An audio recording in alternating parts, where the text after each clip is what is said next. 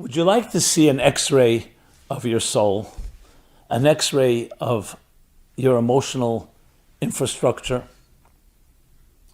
Well, just like the body today, with scans, with X-rays, with different types of technologies, we can see the inner workings of what makes us tick. We have a blueprint that will give you a picture of the spectrum of your emotions, an understanding how they work and what you can do to improve them. Check out the description below, the special Omer book, 49 steps, personal refinement, character development, understanding and cultivating the very nature of your emotional being. Do you have any idea of how much pain and pleasure impacts your life? How many of your decisions are determined by these two factors: avoiding pain, gaining pleasure, or working around pain? And pain is very broad. There's physical pain, there's psychological pain, there's chronic pain. I'm really speaking about it in the broadest possible sense. Nobody really can even quantify how much time, energy, money is spent on dealing with pain, how much downtime that people don't go to work, how it affects relationships, how it affects so many of our life decisions. And the same with pleasure, on the other end of the spectrum, and that is people looking to gain pleasure, whether it's physical pleasure, whether it's carnal pleasure, whether it's spiritual pleasure. But it would seem, especially if you put it into very blunt terms, that these are the two most driving forces in human life. I mean, ask any Madison Avenue executive, the advertising world, marketing.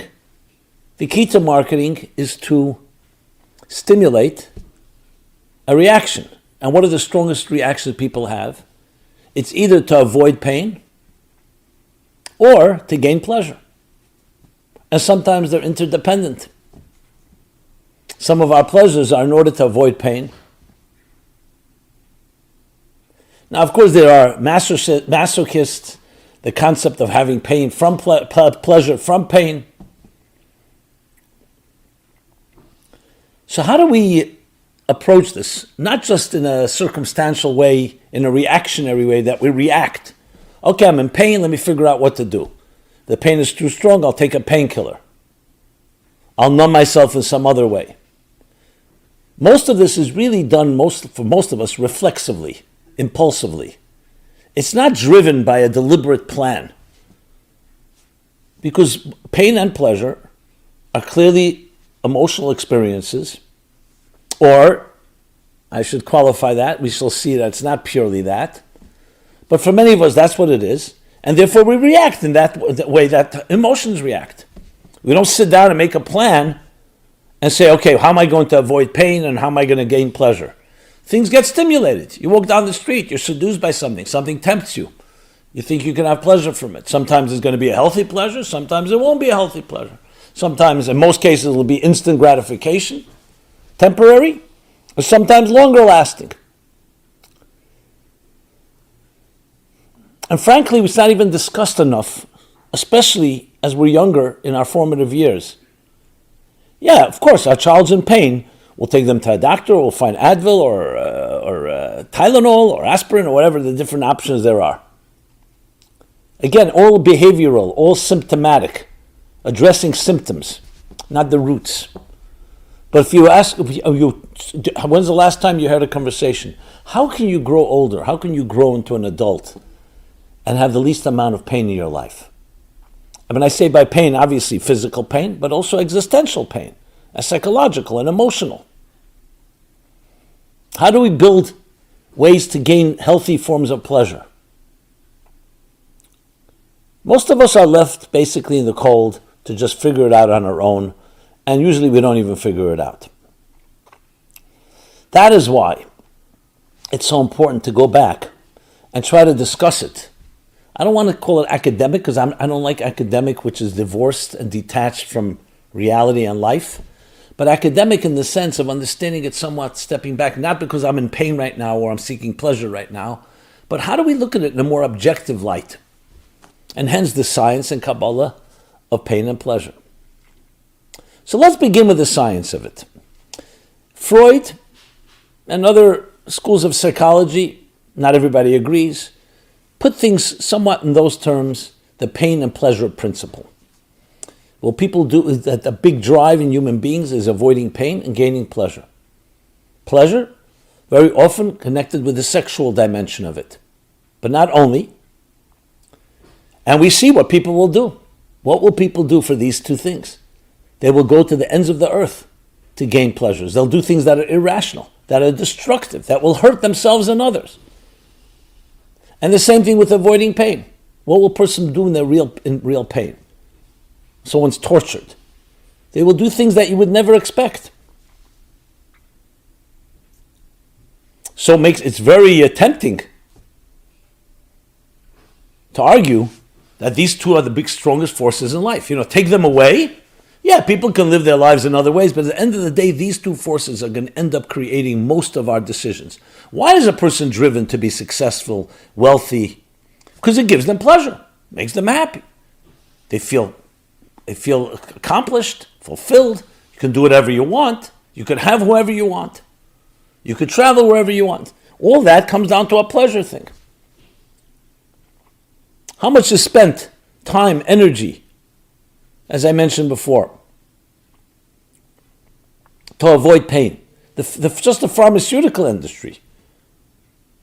Now, what I didn't even get into, drug addiction, different addictions that are addicting us either to the pleasure it gives us or to avoiding the great pain. I remember a person in my community, very fine man, and he was an alcoholic. And as much as we tried to put him back straight, to get him, what do they say, off the saddle, on the saddle, off the wagon, on the wagon, we couldn't do it. We tried. I remember as a student, we were idealistic. We got him a new set of clothes. We took him to a restaurant. We treated him like a king. We gave him a hotel room. But he went back to it. And then I asked him privately, one-on-one. He says, you have to understand. He said to me, using my name, Simon, he said, I have terrible, when I was a young adult, 21 or 20, developed a very, very chronic back pain. I was 24/7 living in pain. Couldn't sleep. So I began trying this, trying that, then I began to drink. The drinking was simply to numb it. That's all I was drinking. Then that became my choice. I'd rather be drunk than have that type of chronic pain. How can I judge a person like that? Obviously, we always look for a third option. But that's one of the first times I recognize that some people are living in this terrible pain, and it drives their entire life. It's hard to imagine. Your whole life is driven to just somewhat minimize, mitigate, silence, numb the pain. And that was back pain. How many of us have other types of pains? Distress, traumas, fears, insecurities that feed our actions, that shape who we are. And as a result, we're going to do things, either to minimize or numb, or to gain some form of pleasure. That also is a form of numbing. So it's not a surprise then, when you look in scientific studies, especially in the last decade or two, where actually studies have shown something really seemingly ironic or paradoxical, that the same regions in the brain that are stimulated when a person has pleasure, whether it's food, other pleasure, sexual pleasure, are also stimulated when a person is in pain. The dopamine chemical, which is generated through pleasure, has also been associated with pain. Now, how do you explain that? They seem to be two different ends of the spectrum. But if you think about it, they really are both a stimulant. They're just coming from two different ends. Is there something really in common And can we discover what that, at the root, what it is, not at the symptomatic level. And maybe then we can actually transform one into the next. Which can also explain why some people actually have pleasure from pain. Not all of us. Many of us could do anything possible to get rid of pain. Because there is something in common among them. So therefore, the human drive to gain pleasure, the human drive to avoid pain, are very much interdependent. Because when you have pleasure, is the opposite of pain. When you're in pain, is the opposite of pleasure. A way of avoiding pain is sometimes having pleasure. Then there's another study that I had read about, which is even more fascinating in some ways. In the 1950s,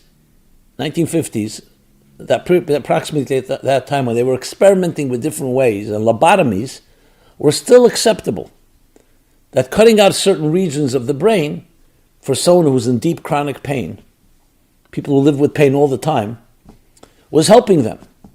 And the study showed that when people who went through that procedure were asked, so, do you have no longer pain? Their response is, yes, I do have pain, but it doesn't bother me. I don't think about it. This gave researchers somewhat of a jolt and began to realize there's two aspects to pain. There's the very sensation of pain, something that hurts you, and it sends signals to your brain. And then there's how the brain processes pain. Is it possible that you may feel pain, but it won't bother you as much because in some way the brain doesn't process it that way? In other words, is the pain more a mind thing or an actual physical reaction? It reminds me, Lawrence Taylor, famous Giants linebacker. So he was famous and known for playing even when he was injured. Injuries that other people simply could not handle. So they asked him, how do you play when you're injured? LT, Lawrence Taylor. And he responded, it's mind over matter. When you don't mind, it doesn't matter. Now, yes, it's a nice line, but if you think about it, is that possible? That if you are able to in some way train your mind, that something shouldn't matter, or it's so important to you, say you'll tolerate the pain? What happens then? Is there less pain? Or is there another force at work inside our psyches that is doing something? Maybe it's giving us pleasure even, that counteracts the pain and doesn't weaken it, but it weakens it in your context and how it affects you. Which is why you see people who are driven to run a marathon, or to be ballet dancers, or to do other things that actually causes physical pain, is because the pleasure, or the reward, you can say, that they gain from it, that generates dopamine, in a way counteracts or neutralizes to some extent. Whether they feel the pain or not is a discussion. They may feel it, but it doesn't bother them that much. So then how much is the intellectual process part of it?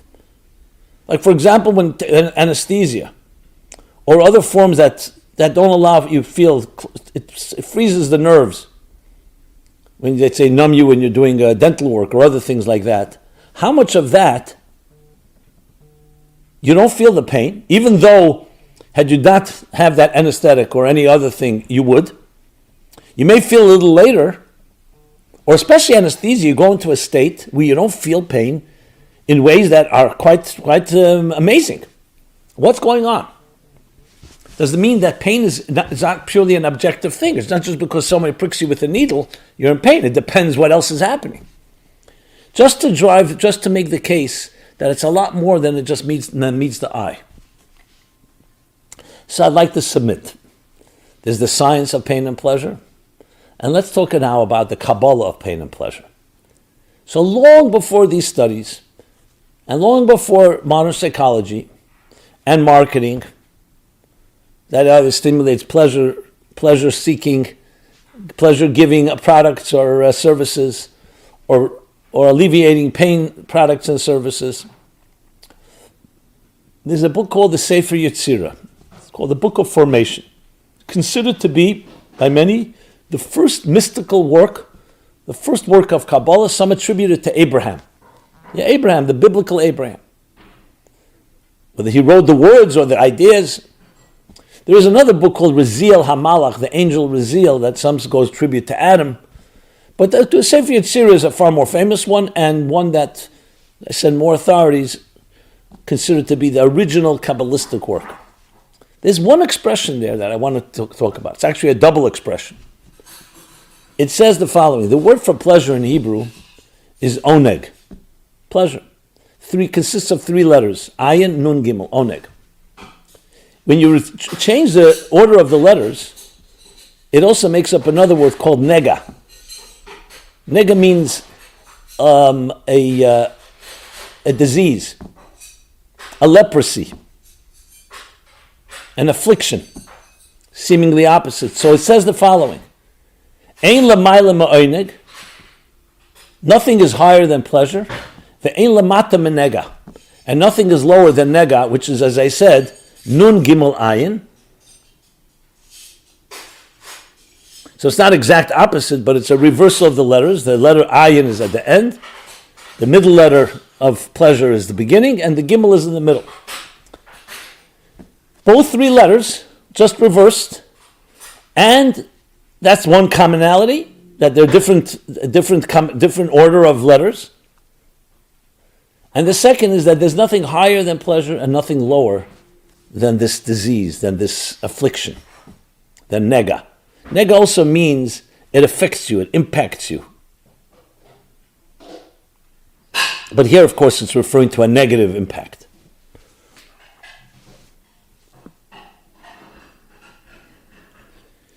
So nega can also be referred to wounds, injuries, and especially if you think about it in the psychological, emotional, and spiritual context, it refers to everything that in some way inhibits us and blocks us.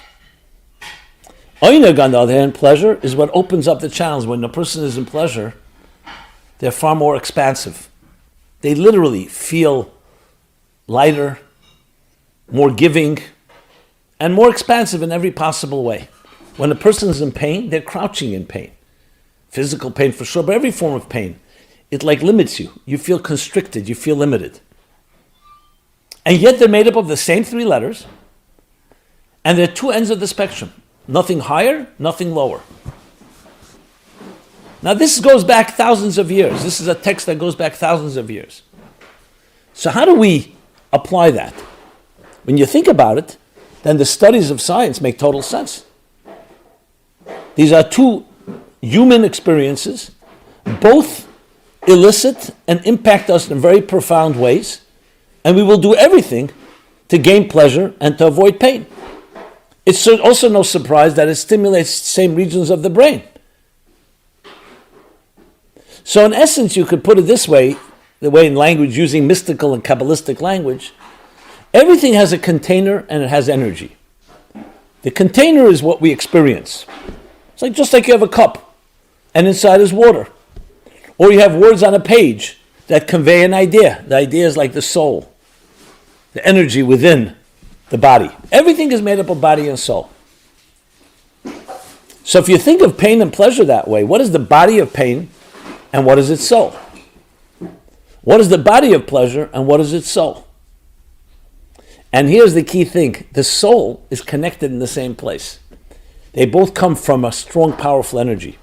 But then they digress into two different directions. That's why they're made up of the same letters. They're not different letters. Letters are the actual body of what these words mean. Same letters, just reversing them. Changing the order is the difference between night and day, between good and evil, between life and death, pain and pleasure.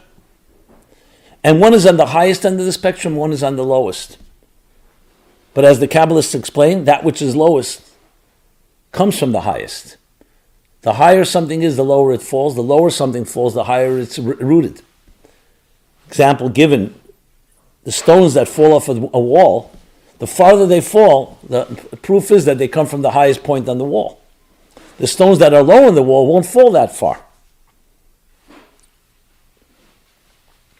So when you think of it that way, then we're talking about what is the energy of it. So let's analyze, let's dissect pains first. So if we did not have pain in our lives, we would not be able to be alive. Pain is a warning signal. It's a red light. It's a red flag. If you feel pain, that means something is wrong. And it's warning you, do something about it. It's like actually giving you a heads up. If we didn't feel pain, we could hurt ourselves in ways that are unimaginable. You wouldn't know that your hand is near fire. You wouldn't know that you're biting your tongue. So many other things, we'd be numb to that. So yes, we'd be avoiding pain, but we would be in far more danger, to the point of no return.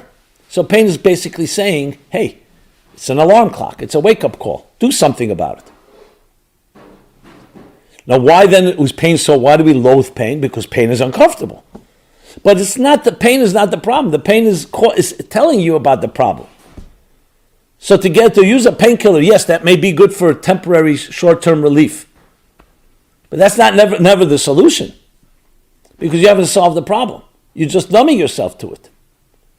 So that may be needed for the short term, but short term. So if you think about it that way, pain is not an end in itself.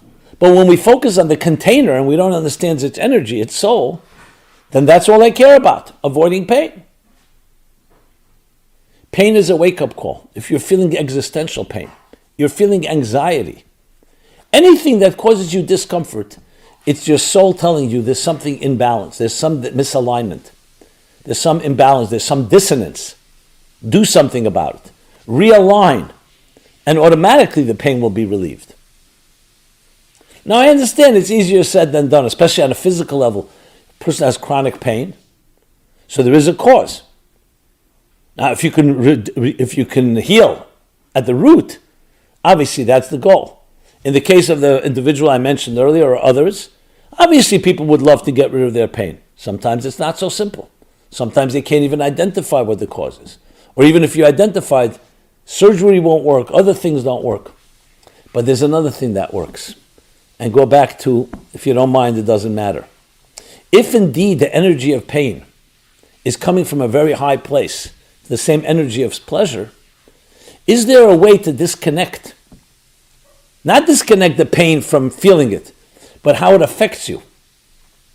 So if you indeed recognize that you have a purpose in life, you have to run the marathon, you have to dance a dance, and in it there's a certain element of pain involved, but the reward, the higher purpose is greater than the pain, then it doesn't minimize the pain, but it makes it less effect on your life.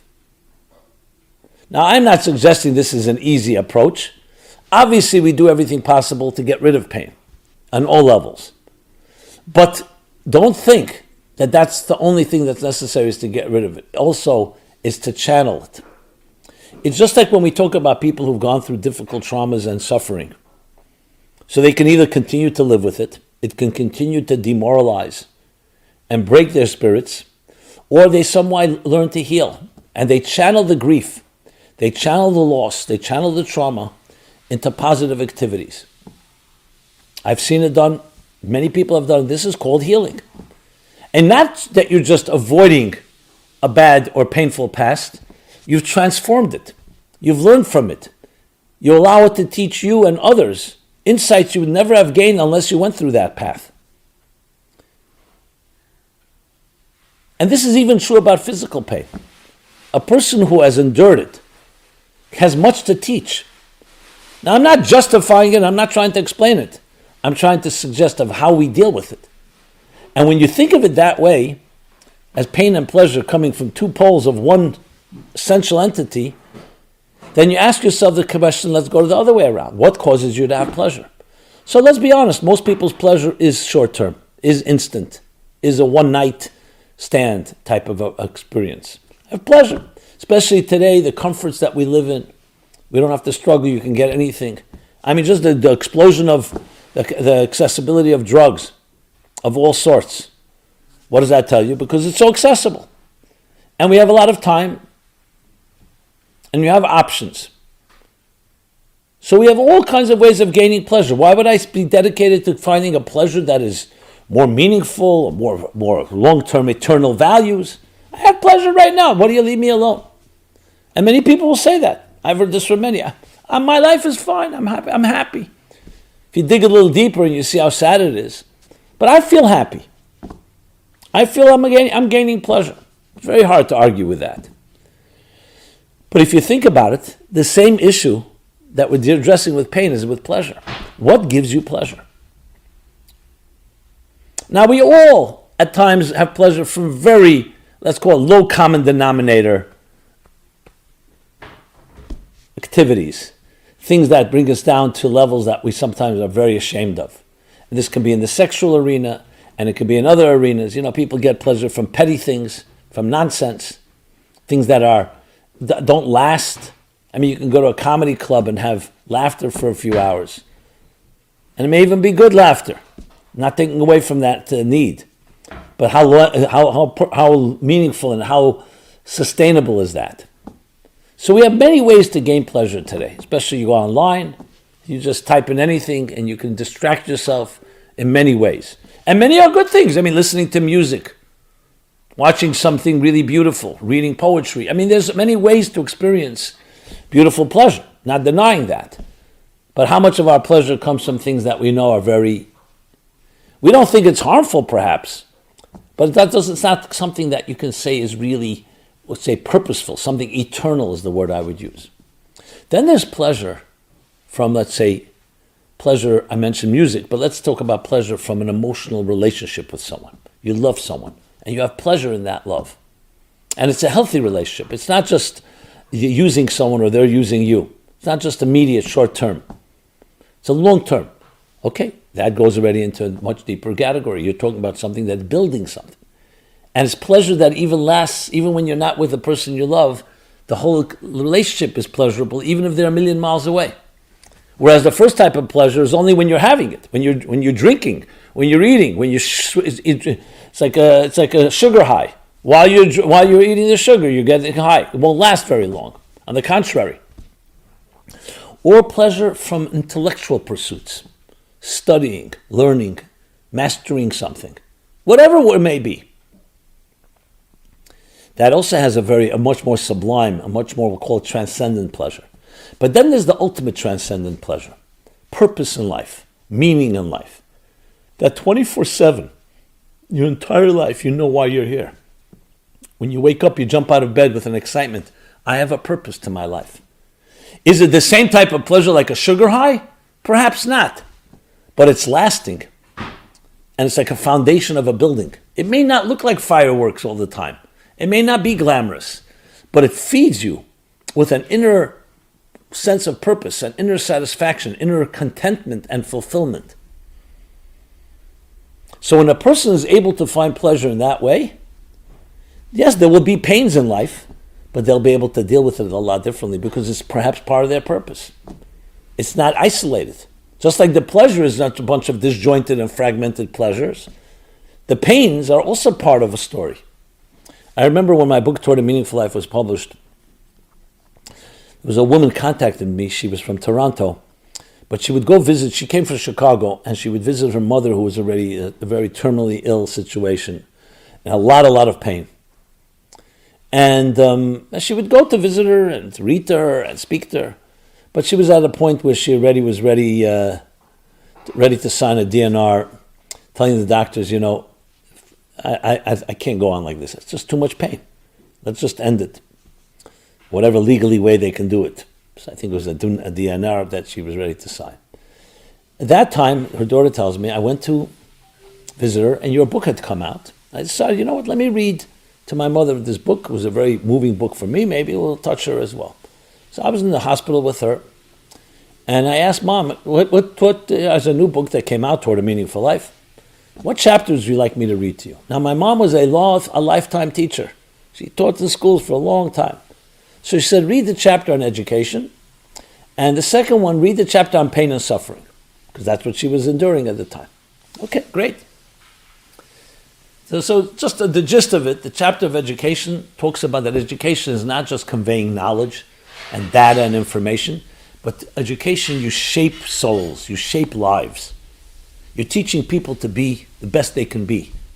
So it's not just a person walking around with a lot of information, but that very person lives up to their purpose, and you as an educator are helped them actualize and discover themselves. That was the thing that touched her. Then came the chapter on pain and suffering, where there it talks about that if you sometimes add up all the joys of your life and all the pains of your life, pain may be, and pain and suffering may be a longer list, a longer column than the joys of your life, quantitatively. However, if you think qualitatively, purpose of life overrides the quantity. If I know my purpose, yes, I've had certain pains, I've had losses, I've had suffering, I've had setbacks, but the purpose is what gives me sustenance. And then the pains and the joys all become part of that larger purpose. Those are the two main points. This is exactly what happened. This is her daughter tells me on the phone. She says, my mother called the doctor in. She was visibly very deeply moved and said, I want to tear up the DNR and I want to live my life as long as I can, because I was an educator. I shaped lives, purpose, and that continues, even though I'm not teaching right now, but the satisfaction, and anyone I meet, that's my life. And therefore the pain is there, but there's purpose. It had a visible impact on her. Now, I am sure her pain did not go away because of it. But on the other hand, she would say it did go away. Whether she physically felt it as much, I can't say. But it didn't matter as much because there was context. It's like the pain of giving birth. I never did, so I can't speak about it, but I can imagine it to some extent. The pain that you go through when you're bringing up children. There are many challenges. And sometimes the challenges are overwhelming, is the right word I should say. Formidable. But there's the context. It's my child. I love this child. And the same thing with so many other aspects of life. So just as we talk about pain and pleasure, you could talk about love and pain. Though love is not exactly pleasure, even though there's association. But when you think of it that way, that there's nothing higher than pleasure, nothing lower than this pain, but they both come from the same letters. It's about transformation. It's about harnessing. It's about context. Now, I know this talk is not going to just solve your pain problems if you do have any of them. But I wanted to put it into context, perspective. And that indeed is the reason that they're so interconnected. Both in our pursuit of pleasure and the avoidance of pain, as well as the dopamine, as well as the brain regions, as well as the psychological dimension of it. But it's a far deeper aspect when you bring the soul into it. I don't want to just talk about it in a Freudian sense of pain and pleasure, like in a very reptilian mind approach about survival of the fittest, having as much pleasure I can in this world and avoiding as much pain as I can. But in the spiritual context, purpose. Because at the end of the day, as I do explain in the chapter Pain and Suffering, the real very possibility for pain is really coming from a place of pleasure. And this is the bottom line I want to emphasize here. The Arizal, the holy Arizal, Isaac Luria, he's the one that revealed the secret doctrine of Tzimtzum. What is Tzimtzum? That in place of a omnipresent and omnipotent divine consciousness that left room for nothing else but divine unity, space was created to allow for another independent consciousness to emerge. And that's the very nature of existence. That our consciousness, the human consciousness, emerges. But where? In the so-called concealment of a higher divine, a higher transcendent consciousness. And the mission of our lives is to reconnect. But you cannot connect if you don't have the two different types of consciousness. So you must have the concealment. The concealment is the root of all problems. Because if it's misunderstood, and if you think it's an end in itself, it creates what we would call every form of injustice, every crime. Because if we really, the human race, are all really one organism, how is it possible we can hurt each other? How can we have war? How can we cause pain to each other? Because we don't feel it. We don't feel that integral unity. So concealment has purpose but it also allows for pain. Just for example, the first day your child goes to school or to camp, there's a certain separation anxiety, but we know how important it is. The child has to be able to stand on his or her own feet. But there's a painful element, just like the first time a child takes a step. They fall, they may cry, they may get hurt.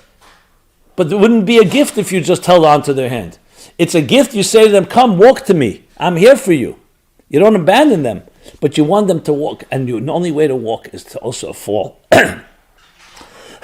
So in other words, the ultimate pleasure, both the divine pleasure and ultimate pleasure is and fulfillment is when there's independence, which has potential for falling, has potential for pain. There'd be no pain if there was no void or vacuum. So it's not an end in itself. It's the possibility for it. So imagine now, if we can reconnect to the divine consciousness, we can connect the independent human consciousness to a higher transcendent one, so then that unity eliminates every reason for pain. That's why pain will be eliminated. The problem is we get focused on the here and now, and we think this is an end in itself. Life is an end in itself. Existence, that I am self-absorbed, my self-absorbed existence is an end in itself. It's not an end in itself. There's a purpose in it. So all pain really, spiritually speaking, mystically speaking, is rooted in this disconnect between you and your purpose in life. If there was a seamless connection, there'd be no pain, there'd be no death, there'd be no dissonance. But there is a disconnect. And that ultimately evolves in every form of pain that we experience, even physical pain. So what's the solution? Is to reconnect, to reattach. That's why you see children who feel love, feel nurtured, like flowers that thrive and blossom when they're watered. There's a certain seamlessness. You don't even need to point it out. Health doesn't feel like anything. Pain feels like something. The sensation of pain means something is disconnected, something is off. So it's a warning signal, it's a reminder. Do something about it. Reconnect. Now this doesn't mean just because you reconnect suddenly all the pain disappears. But it means that's the process. And the more you reconnect to your purpose and to your mission in life and your calling, the less pain there will be in your life. Starting with psychic pain, psychological, emotional, spiritual, and ultimately even physical pain. So it's really the search for unity, the search for pleasure, which really is a connection, a seamless connection, total fusion. And pain is its opposite. It's the disconnect. And hence, both of them the same letters in Hebrew, and one is on the highest and one is the lowest. But the point is that the lowest originates from the highest. So the greatest pleasure you will have from your children, the greatest pleasure you will have from anything that you accomplish in your life, even if you have no children, is when you see an independent entity, not an extension of you, not a clone, but they're living up to their purpose. So on one hand, the potential for conflict, but on the other hand, you find the harmony within that diversity. So in other words, without the potential for pain, you can't have ultimate pleasure. The potential of pain and then overcoming that creates the ultimate pleasure. That's how we have to look at life. So if you took away pleasure, you would have no pain. If you took away pain, you wouldn't have pleasure. This is not a justification. It's an analysis, dissecting the anatomy of pain and pleasure, according to science and according to Kabbalah. The science and Kabbalah of pain and pleasure. And the Kabbalah, the inner dimension, the soul of it, can illuminate. And I have no doubt that if researchers and scientists and thinkers would take these principles, they can turn them into actual modalities that can help us. Pain management, minimizing pain, gaining pleasure and healthy pleasure, and in so many areas that affects our lives today, which is being addressed all the time by scientists, by researchers, by marketers, by people who, both for good reasons and some people for their own nefarious reasons. So I hope this discussion can end up in being a much larger conversation by sharing it with others, and let's hear what people say. Let's create a dialogue here.